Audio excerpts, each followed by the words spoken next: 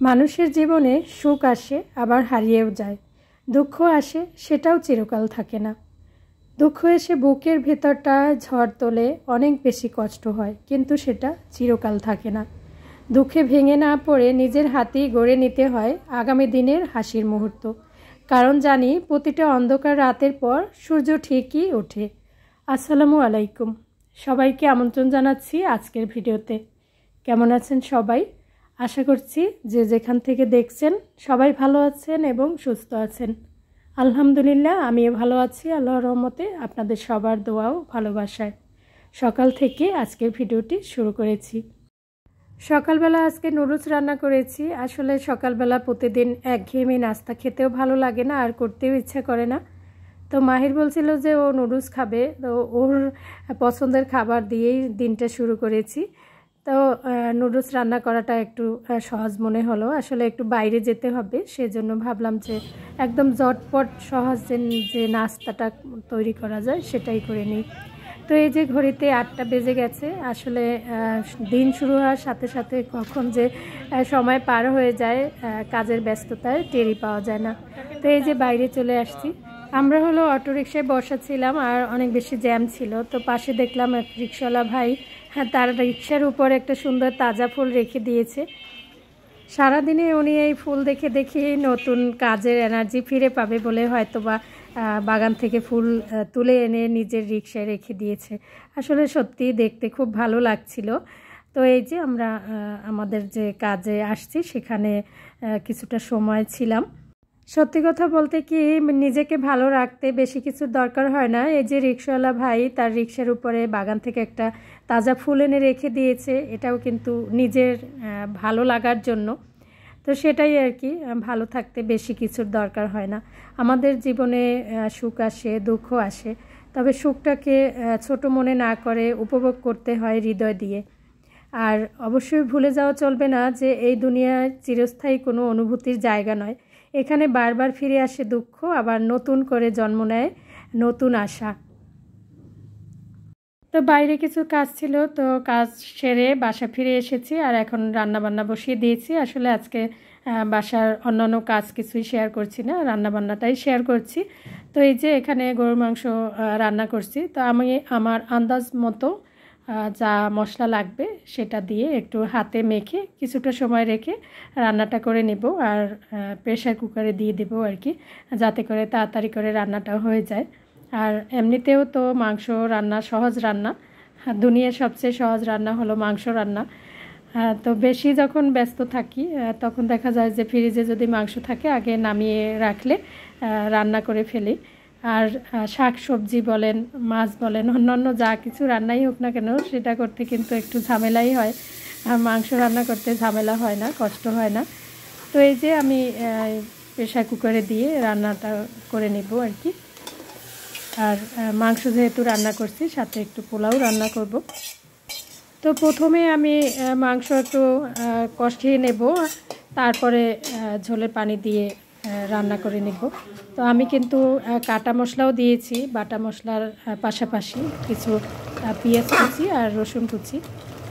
আমি যখন মাংস রান্না করি সবসময় এরকম একটু কাটা মশলা দিয়ে থাকি, পেঁয়াজ রসুন। আর যেহেতু এটা গরুর মাংস রান্না করতে একটু সময় লাগবে, দেখা যায় যে পেঁয়াজ আর রসুন একটু আস্তে আস্তে দিলেও সমস্যা হয় না, এটা কষিয়ে নিতে নিতে একদম গলে যায়। এই যে ভালো করে নাড়াচাড়া করে কষিয়ে নিয়ে পরে আর কি পানি দিয়ে দেবো, পরে একটু আলু দিব। মাংসের সাথে আলু দিলে আমার কাছে বেশ ভালো লাগে।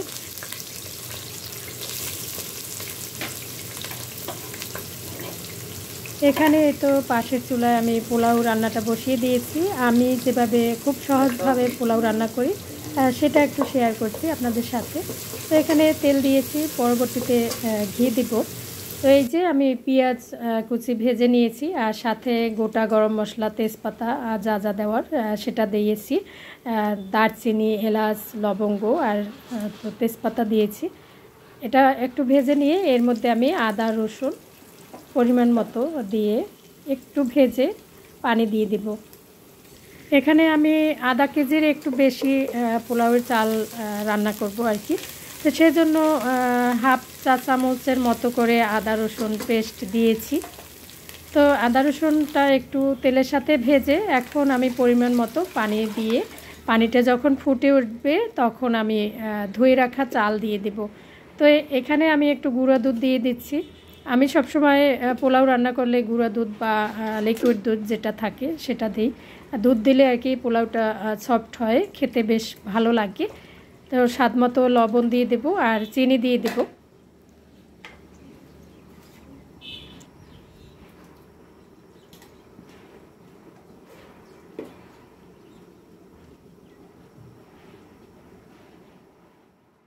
তো সারাদিনে কারেন্ট ছিল না, অন্ধকারের মধ্যেই ঘরের কাজকর্ম রান্নাবান্না করতে হয়েছে। বারবার কারেন্ট আসা যাওয়া করছিল, আর সেই সাথে পানির সমস্যাও হচ্ছিল, ট্যাপে পানি ছিল না। যখন কারেন্ট আসে একটু পরে আবার চলে যায়। তো আজকে সারাদিনটা এভাবেই কাটছে আমাদের। তো এই যে পানিটা যখন ফুটে উঠবে তখনই আমি ধুয়ে রাখা চাল দিয়ে দেব। এর আগে আমি চালগুলোকে কিন্তু ভেজে রান্না করতাম। তো এরপরে দেখলাম যে আমি এইভাবে রান্না করলে আমার কাছে অনেক বেশি সহজ লাগে। তো তখন থেকে আর কি এইভাবে করেই রান্না করছি। অনেকে বলে যে পোলাওর চালটা যদি তেলে ভেজে না নেওয়া হয় তাহলে নাকি পোলাওটা ঝরঝরে হয় না। তো আজকে আপনাদের সাথে শেয়ার করব যে আমি কিন্তু চাল ভেজে নেইনি, এইভাবে পানির মধ্যে দিয়ে রান্না করছি। তো পোলাওটা কেমন হয় সাথেই থাকুন, দেখতে থাকুন। তো এই যে পানি যখন ভালো করে ফুটে উঠেছে তখন আমি চাল দিয়ে দিয়েছি।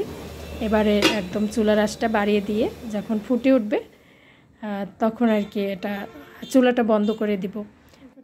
তো এই পর্যায়ে আমি হলো মটরশুঁটি দিয়ে দিয়েছি আর গাজর। তো ঘরে যদি মটরশুঁটি আর গাজর থাকে আমি পোলাওতে দেওয়ার চেষ্টা করি, এতে করে দেখতে বেশ সুন্দর লাগে পোলাওটা আর খেতেও ভালো লাগে। তো এগুলো আমার ফ্রিজে ফ্রোজেন করা ছিল, তো সেখান থেকে দিয়ে দিয়েছি। তো এই যে এখন ঢাকনা তুলে ভালো করে নেড়ে চেড়ে এর মধ্যে ঘি দিয়ে দিব।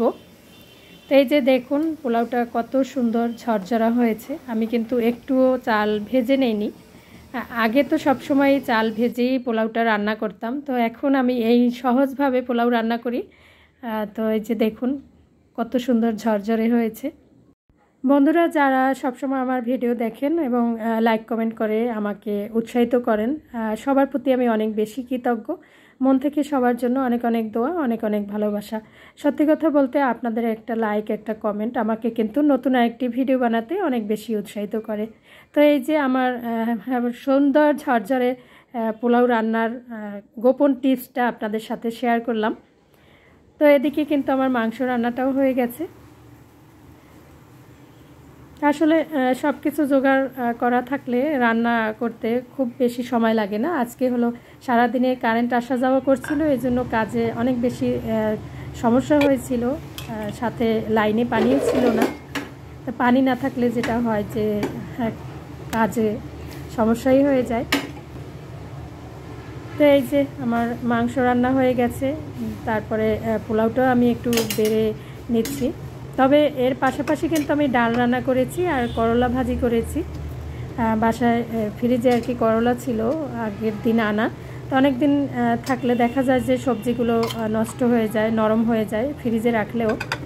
সেই জন্য তাজা তাজা রান্না করে নেওয়ার চেষ্টা করি।